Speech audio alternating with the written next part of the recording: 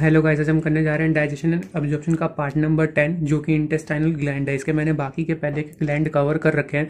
अगर आपने वो पार्ट नहीं देखा है तो उसको जरूर देखें, तो आगे आपको अच्छे से समझ में आएगा। ठीक है, तो चलिए स्टार्ट करते हैं। जैसे कि आज का हमारा टॉपिक है इंटेस्टाइनल ग्लैंड, तो इसमें हम इंटेस्टाइनल ग्लैंड के बारे में बात करेंगे। तो मैंने प्रीवियस लेक्चर में आपको बताया था जो हमारे एलिमेंट्री कनाल के जो ग्लैंड होते हैं, ठीक है, वो डिराइव होते हैं म्यूकोसा से। ठीक है, एक्सेप्ट वन ग्लैंड जो कि सब म्यूकोसा से डिराइव होता है, और वो ग्लैंड कौन सा है? ब्रूनर्स ग्लैंड है। ठीक है, तो जो हमारा ब्रूनर्स ग्लैंड है सिर्फ वो सब म्यूकोसा से डिराइव्ड होता है। अदरवाइज जितने भी एलिमेंट्री कनाल के जो हमारे ग्लैंड है वो किससे डिराइव होते हैं? म्यूकोसा से। ठीक है, तो देखिए intestinal gland it's derive from mucosa because it's a part of elementary कनाल।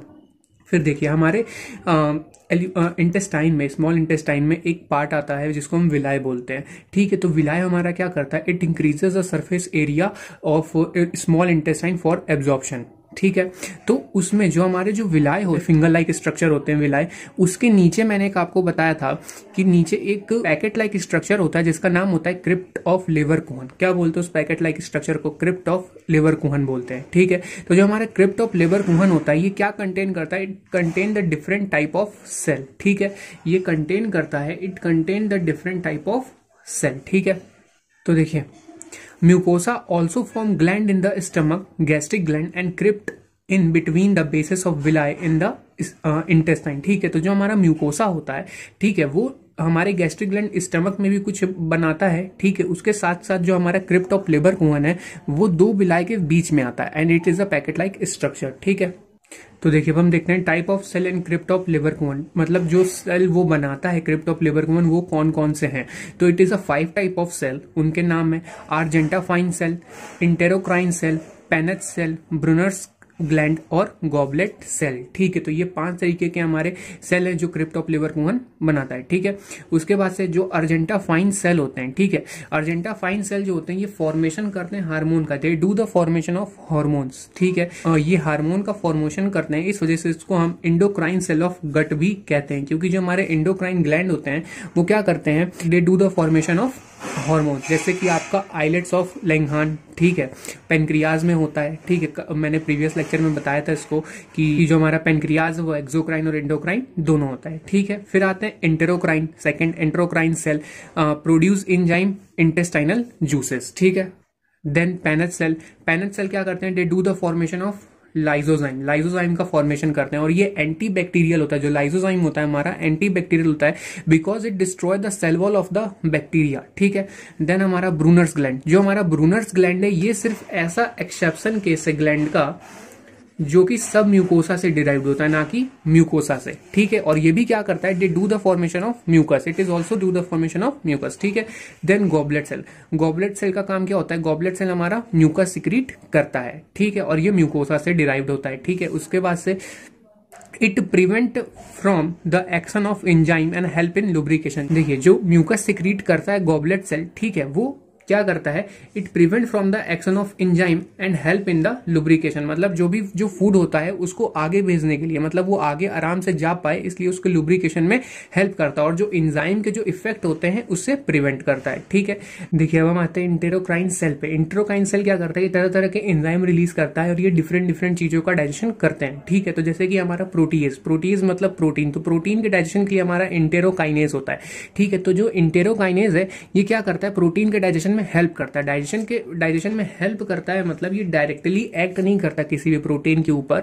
जैसे ये जाएगा और ट्रिप्सिनोजेन को कन्वर्ट कर देगा ट्रिप्सिन में। जो ट्रिप्सिनोजेन होता है वो इनएक्टिव फॉर्म में होता है, और जब इंटेरोकाइनेज उसके ऊपर कैटालिस्ट की तरह वर्क करेगा, उसको ट्रिप्सिन में कन्वर्ट कर देगा, तो वो हमारा एक्टिव फॉर्म में हो जाएगा, और जो ट्रिप्सिन होगा वो हमारा फर्दर प्रोटीन के ऊपर काम करता है। ठीक है, फिर उसके बाद से देखिए सेकंड हमारा इंटेस्टाइनल लाइपेज। तो लाइपेज से आपको समझ में आ रहा है कि यहाँ पे फैट का ऊपर वर्क होने वाला है। ठीक है, फिर उसके बाद से आते हैं कार्बोहाइड्रेजेस के ऊपर। जो हमारा कार्बोहाइड्रेट्स होता है ये क्या करता है? कार्बोहाइड्रेट के डाइजेशन में हेल्प करता है। जैसे कि हमारा जो कार्बोहाइड्रेट्स होते हैं वो डाइजेस्ट होना स्टार्ट हो जाते हैं, जैसे कि हमारा स्टार्च जो कि माउथ में डाइजेस्ट होना स्टार्ट हो जाता है। ठीक है, जैसे कि हमारा जो वहां पे टाइलिन और सलाइवरी अमाइलेज प्रेजेंट था वो क्या करता है? स्टार्च का 30% डाइजेशन वो वहीं करवा देता है, बाकी का डाइजेशन कहाँ होता है? हमारा इंटेस्टाइन में होता है। ठीक है, लेकिन जो हमारे दूसरे कार्बोहाइड्रेट्स है जैसे कि हमारा सुक्रोज हो गया, लैक्टोज हो गया, माल्टोज हो गया, इनका अभी डाइजेशन स्टार्ट नहीं होता है। सिर्फ स्टार्च ही ऐसा कार्बोहाइड्रेट है जिसका डाइजेशन स्टार्ट हुआ था, लेकिन सुक्रोज, लैक्टोज और माल्टोज का डाइजेशन स्टार्ट नहीं होता है। फिर उसके बाद से न्यूक्लियोटाइडेज और न्यूक्लियोसाइडेजेस। ठीक है, देखिए इंटेरोकाइनेज को हम इंटेरोपेप्टाइडेज भी कहते हैं। Do not act directly on protein. ठीक है, ये डायरेक्टली एक्ट नहीं करते प्रोटीन पे। It help in the conversion of trypsinogen into trypsin. जो हमारे ट्रिप्सिनोजेन होता है वो इनएक्टिव फॉर्म में होता है, और जब इस पे इंटेरोकाइनेज आके वर्क करेगा और ये फिर फर्दर ट्रिप्सिन में कन्वर्ट हो जाएगा।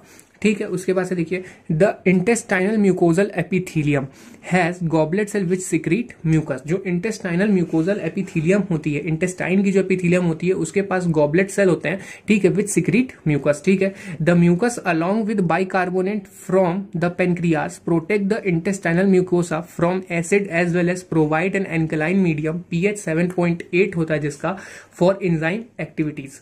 ठीक है, देखिए जो हमारा म्यूकस होता है उसके साथ साथ हमारा बाइकार्बोनेट भी आता है जो कि पेनक्रियाज से आता है, और ये क्या करता है, इंटेस्टाइन के म्यूकोसा को प्रोटेक्ट करेगा किसी भी एसिड एक्टिविटी से, और इसको एल्कलाइन मीडियम प्रोवाइड करता है। ठीक है, जब देखिए हमारा जो स्टमक होता है उसका एनवायरनमेंट इतना ज्यादा एसिडिक होता है कि उस पे हमारा कोई भी एंजाइम एक्ट नहीं कर पाता है एक्सेप्ट प्रोरेनिन और पेप्सिनोजन के अलावा। ठीक है, क्योंकि वहां पे मीडियम जो होता है बहुत ज्यादा एसिडिक होता है। लेकिन फिर जैसे ही हम लोग क्या करते हैं, जैसे ही वो हमारा एसिडिक काइल में चेंज होता है, जैसे ही वो ड्यूडनम में आता है उस पर हमारा एंजाइम एक्टिविटी स्टार्ट हो जाता है, क्योंकि मीडियम क्या हो जाता है, एसिडिक से एल्कलाइन हो जाता है। ठीक है, उसी तरह क्या होता है कि जब हमारे जो एंजाइम्स होते हैं वो किस मीडियम पे वर्क करते हैं, ज्यादातर एल्कलाइन मीडियम पे वर्क करते हैं जो कि 7.8 या 7.5 होता है। ठीक है, उसके बाद से देखिए सब म्यूकोजल ग्लैंड हमारा कौन सा होता है, ब्रूनर्स ग्लैंड।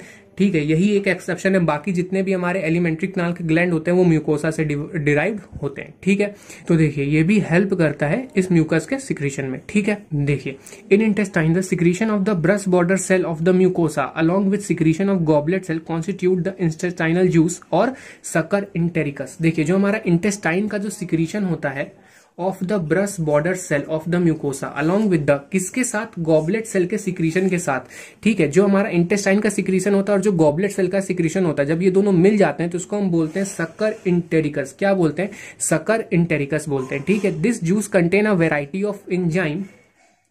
ठीक है, like disaccharide, example maltose, dipeptidases, lipases और न्यूक्लियोसाइडेजेस।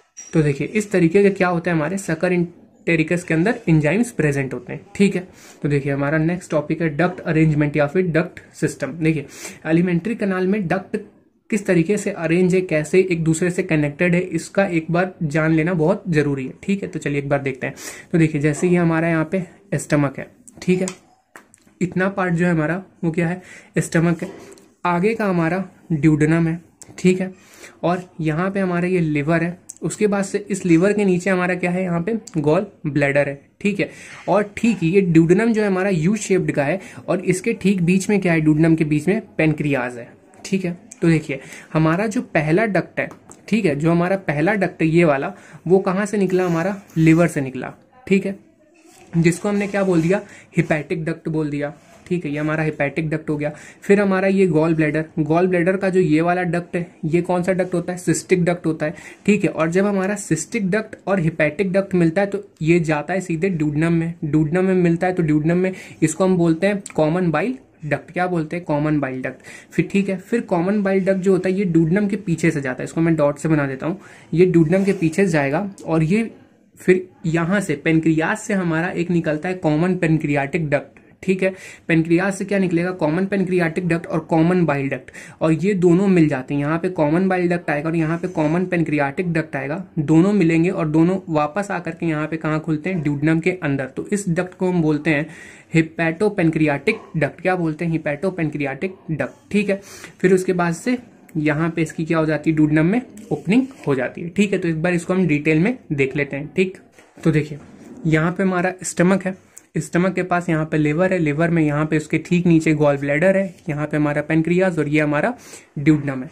ठीक है, तो देखिए लिवर में क्या होता है, लिवर के हमारे दो लोब होते हैं, एक राइट लोब होता है और एक लेफ्ट लोब होता है, ठीक है। तो देखिए हमारा जो लिवर का यूनिट होता है हेपेटिक लोब्यूल, ठीक है। तो एक निकलेगा राइट हेपेटिक लोब्यूल और एक निकलेगा लेफ्ट हेपेटिक लोब्यूल, ये दोनों मिलेंगे और बना लेंगे कॉमन हेपेटिक लोब्यूल, ठीक है। और कॉमन हेपेटिक लोब्यूल ये किससे मिलेगा, सिस्टिक डक्ट या फिर कॉलेसिस्टिक डक्ट से मिलेगा और बना लेगा कॉमन बाइल डक्ट। ये जो है हमारा, ये क्या है, कॉमन बाइल डक्ट है। और कॉमन बाइल डक्ट ये ठीक ड्यूडनम के पीछे से होते हुए कहाँ जाएगा, पेनक्रियास के पास जाएगा। और ये वाली जो आप ग्रीन कलर की जो डक्ट देख रहे हैं, ये ग्रीन कलर का जो डक्ट कॉमन पेनक्रियाटिक डक्ट, इससे साइड से जो हमारे निकले हुए हैं ये हमारे पेनक्रियाटिक डक्ट, ठीक है। बहुत सारे duct pancreas common pancreatic duct से जुड़े होते हैं, ठीक है। तो यहाँ पे हमारा जो कॉमन बाइल डक्ट है, कॉमन बाइल डक्ट आएगा और कॉमन पेनक्रियाटिक डक्ट से मिलेगा और कॉमन पेनक्रियाटिक डक्ट से मिल करके बना लेगा हिपैटो पेनक्रियाटिक डक्ट। देखिए यहाँ पे कॉमन बाइल डक्ट आया और कॉमन पेनक्रियाटिक डक्ट दोनों मिला और फिर ये यहाँ पे दोनों मिल करके ओपनिंग होती है इसकी ड्यूडनम के अंदर, ठीक है। और इस डक्ट को हम बोलते हैं हिपैटो पेनक्रियाटिक डक्ट, ठीक है। और जो हमारा कॉमन पेनक्रियाटिक डक्ट है इसका एक नाम और होता है डक्ट ऑफ विल्सन। क्या नाम होता है, डक्ट ऑफ विल्सन, ठीक है। देखिए एक तो हमारी जुड़ी रहती है हेपेटो पेनक्रियाटिक डक्ट और एक डक्ट और आती है पेनक्रियास से अकेले, ठीक है। ये सीधे पेनक्रियास से निकलेगी और सीधे जाकर के जुड़ जाएगी ड्यूडनम में, इसको हम बोलते हैं एक्सेसरी पेनक्रियाटिक डक्ट, ठीक है। तो कंफ्यूज मत होइएगा, एक हमारी जो कॉमन पेनक्रियाटिक डक्ट होती है ये कॉमन बाइल डक्ट के साथ मिल करके बना लेती है हिपैटो पेनक्रियाटिक डक्ट और सीधे खुलती है ड्यूडनम में। और एक अकेली जो सिंगल एक डक्ट निकलती है सीधे पेनक्रियास से, वो डायरेक्टली कनेक्टेड होती है ड्यूडनम में, ठीक है। उसको हम बोलते हैं एक्सेसरी पेनक्रियाटिक डक्ट, ठीक है।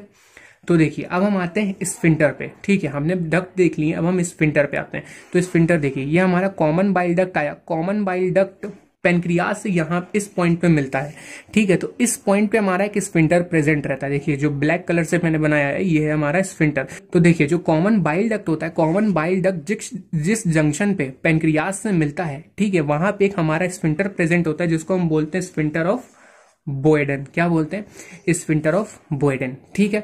और देखिए हमारा दूसरा स्फिंक्टर कहाँ प्रेजेंट होता है, जब हमारा हिपैटो पेनक्रियाटिक डक्ट ड्यूडनम में मिलता है, ठीक है। हिपैटो पेनक्रियाटिक डक्ट ड्यूडनम पे जहां पे मिलता है उसको हम बोलते हैं स्फिंक्टर ऑफ ओडाई। क्या बोलते हैं, स्फिंक्टर ऑफ ओडाई बोलते हैं, ठीक है। तो देखिए जब ये आगे हमारा जो हिपैटो पेनक्रियाटिक डक्ट है, जब ये आ करके इधर साइड से जब ड्यूडनम में जब ये खुलता है तो ये थोड़ा सा डायलेट हो जाता है, थोड़ा सा फैल जाता है। तो इसको हम, तो ये जब इसका डायलेशन हो जाता है मतलब ये थोड़ा सा चौड़ा हो जाएगा, ठीक है। तो इस जगह को हम बोलते हैं एम्पुला ऑफ वेटर। क्या बोलते हैं, एम्पुला ऑफ वेटर बोलते हैं, ठीक है। वेटर जो थे हमारे वो कौन थे, साइंटिस्ट थे, वेटर, ठीक है।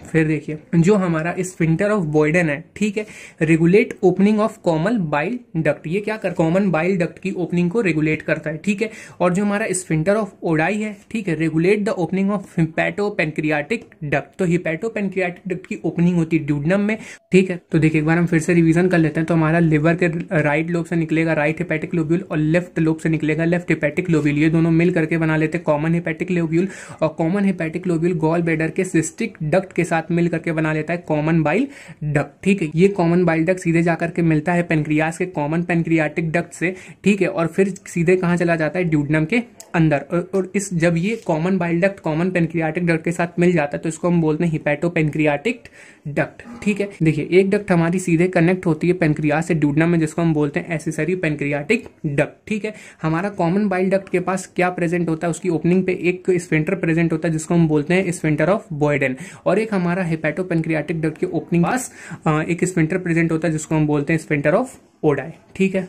तो देखिए यहाँ पे मैंने लिख दिया है जिससे आपके लिए आसानी हो। तो देखिए common hepatic duct cystic duct के साथ मिल करके बनाता है कॉमन बाइल डक्ट, ठीक है। Common bile duct common pancreatic duct के साथ मिल करके बनाता है हिपैटो पेनक्रियाटिक डक्ट, ठीक है। कंफ्यूज मत होइएगा। फिर उसके बाद से देखिए the common bile duct and common pancreatic duct, जो हमारा कॉमन बाइल डक्ट और कॉमन पेनक्रियाटिक डक्ट है, ओपन टुगेदर इनटू ड्यूडनम। ये दोनों मिल करके साथ में ओपन होते हैं, कहां पे, ड्यूडनम में ओपन होते हैं, ठीक है। As the common hepatopancreatic duct, और इनको हम किस नाम से जानते हैं, हिपैटो पेनक्रियाटिक डक्ट के नाम से जानते हैं, विच इज गार्डेड बाय। और हिपैटो पेनक्रियाटिक डक्ट के पास क्या होता है, एक स्फिंक्टर होता है जिसको हम बोलते हैं स्फिंक्टर ऑफ ओडाई, ठीक है, जो कि उसकी ओपनिंग पे प्रेजेंट होता है, ठीक है। अगर आपके लिए वीडियो हेल्पफुल हो तो प्लीज इसको लाइक शेयर सब्सक्राइब जरूर करें। Thank you.